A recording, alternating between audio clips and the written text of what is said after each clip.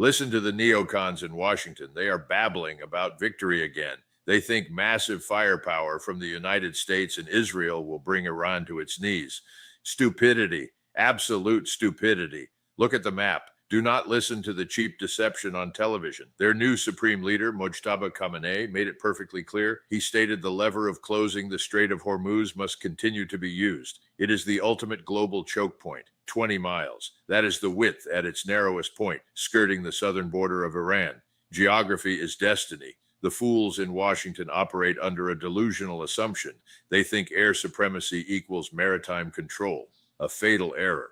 A fifth of the world's oil passed through there before this war started. Now, look at the physical reality. Oil futures settled above $100 a barrel for the first time since 2022. It was around $70 before the war. It could hit $200. The people in the Beltway think they are masters of the universe, but physical reality is throwing cold water in their faces. Iran is demonstrating a brutal truth. Even in a weakened state, they can inflict catastrophic economic and military damage on the United States. By threatening shipping traffic, attacking tankers in Iraqi ports, and laying naval mines, they are strangling this waterway. Where is the American national interest? There is none. This war is about reestablishing Iranian deterrence for the next war. They are sapping the will of the United States to sustain this conflict. We are witnessing the arrogance of the globalists colliding with hard geography. Logistics is king. The mathematics of war never lie. The politicians in suits promise the Navy will escort tankers through the strait. The truth? Energy Secretary Chris Wright admitted it on CNBC. The Navy is simply not ready to carry out such an operation. All our military assets are tied up trying to destroy Iran's military resources. We are out of 150 millimeters artillery shells. Our Patriot interceptor stockpiles are depleted. Look at the water. Iran is applying asymmetric warfare brilliantly. They use small boats, submarines, unmanned watercraft, and naval mines.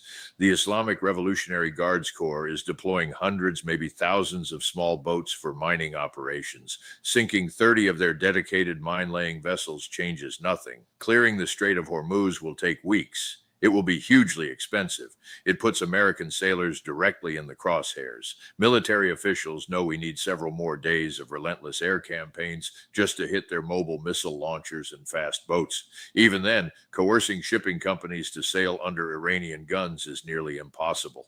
The shipping lanes are too narrow. Commercial vessels are sitting ducks for a mix of rockets, anti-ship missiles, and drone swarms. General S. Clinton Hinote studied this extensively. He concluded that solving Hormuz purely through military means is an almost impossible problem. We can use advanced ISR and precision strikes to mitigate attacks, but we cannot stop them completely. It is like trying to herd cats with F-35s.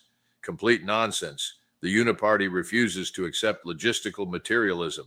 Geography dictates everything. America is a maritime power. We project force with carrier strike groups. But in the Persian Gulf, Iran is the dominant land power. To truly guarantee that waterway remains open, we must move from mitigation to absolute control. What does that mean? It means seizing and holding the Iranian territory bordering the strait. Listen to me. It would require massive numbers of ground forces to seize that coast. It would be a meat grinder, a total catastrophe.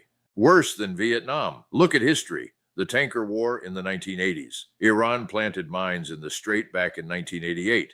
The Reagan administration reflagged Kuwaiti tankers to protect them with Navy warships. But military historians like Martin Navias are warning us. You cannot extrapolate from that war to this war. Iran is far more dangerous now. Ship operators today are risk-averse. Look at the Red Sea. The Houthis use cheap drones and missiles to disrupt maritime commerce. Our costly military campaign against them last year was a harbinger. It proved the absolute failure of relying on air and naval power to secure Middle Eastern waterways. We are repeating the mistakes of the Wehrmacht. Overextended, undersupplied, arrogant. What is the end state? Washington does not have one. They just want to feed American blood to the defense contractors. As General Hinote correctly stated, short of a massive ground invasion, the only lasting solution to the strait is a diplomatic one.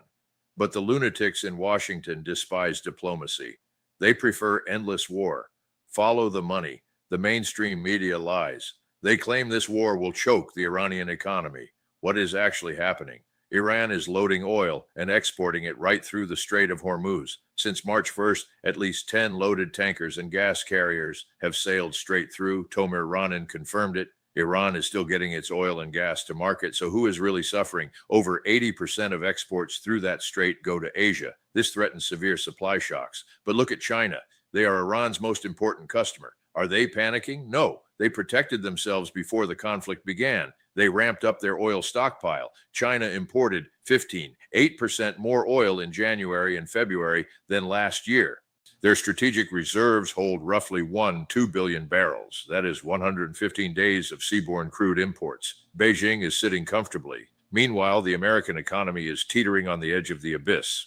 Trump predicted oil prices will drop rapidly once the Iranian nuclear threat is destroyed. Delusional. He called higher energy prices a very small price to pay for global safety. A small price? It is a dagger to the heart of the American working class. The uniparty war machine does not care about the taxpayer. They only care about washing money through foreign conflicts to keep their donors happy. The globalists want you broke while they play Risk with real lives. It is asinine. Finally, what is the end result of this imbecilic military intervention? A geopolitical catastrophe. For American foreign policy, the biggest casualty of the Strait of Hormuz crisis is the destruction of our alliance with Gulf Arab states. Saudi Arabia and the United Arab Emirates are watching this debacle. The geopolitical aftershocks will prompt these Gulf countries to seek to rebuild ties with Iran, even if Iran remains adversarial to the United States. Why?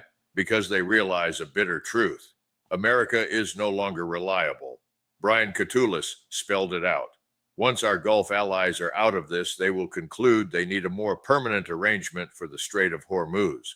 They will seek to drastically reduce their dependence on the United States for security. They see us as a country with massive military power, but zero strategic focus and zero reliability. It is finished. I repeat, it is over. The neocons in Washington are burning down the last remnants of our influence, throwing billions at a distant sea while our own borders are wide open and disintegrating.